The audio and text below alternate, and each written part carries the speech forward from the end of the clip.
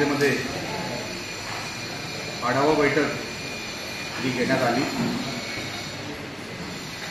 आमदार म्हणून जिंकल्यानंतर ही पहिलीच आढावा बैठक मालवण शहरामध्ये सगळ्या डिपार्टमेंट हेड, HOD, CEO यांची इथे आता संपन्न झालेली आहे। सगळे विषय आपणही पत्रकार म्हणून या मीटिंगमध्ये होतात, आपण ते सगळे विषय ऐकलेले आहेत। प्रत्येक विषयावर सविस्तर चर्चा झालेली आहे।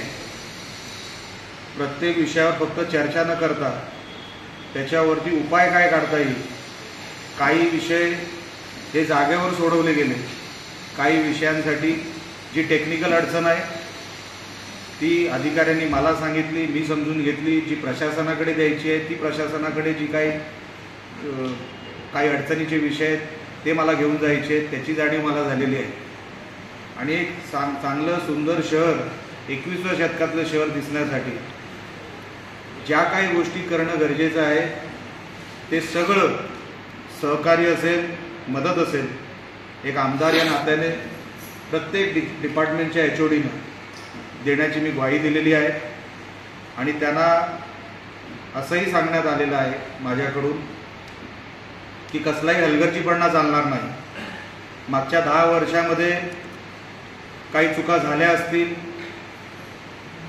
काही गोष्टी राहिल्या असतील, काही गोष्टी दुर्लक्ष झाल्या असतील, कोणाचं लक्ष नसेल, लोकप्रतिनिधींचं लक्ष नसेल, पण आता इथे आमदार बदललेले आहेत, खासदार बदललेले आहेत।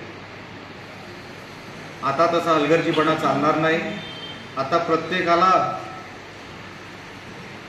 जनतेला उत्तर द्यावं लागेल, आपण ज्या खुर्चीवर बसतो त्याला न्याय द्यावा लागेल, या सगळ्यांना सूचना दिलेल्या आहेत माझ्या सहित।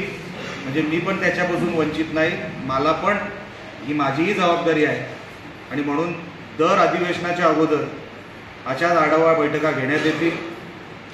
इथून पुढे मी आता कुडाळमध्ये जाणार आहे, तिकडच्या नगर पंचायतीमध्ये असाच आढावा आहे। मला पंचायत समितीमध्ये बसून दोन्ही तालुक्यांचा आढावा घ्यायचा होता, पण BDOंकडे आता सध्या कोण BDOंकडे हे नाही, आता BDO नाहीत, आहे चार्ज आहे पण फुल टाईम नाही। म्हणून नवीन वर्षामध्ये जेव्हा BDO तिकडे येतील पदावर, त्यांना घेऊन दोन्ही पंचायत समितीमध्ये मालवण आणि कुडाळ तालुक्यांचे आढावे असेच घेण्यात येतील, प्रत्येक स्कीमचे, प्रत्येक योजनेचे।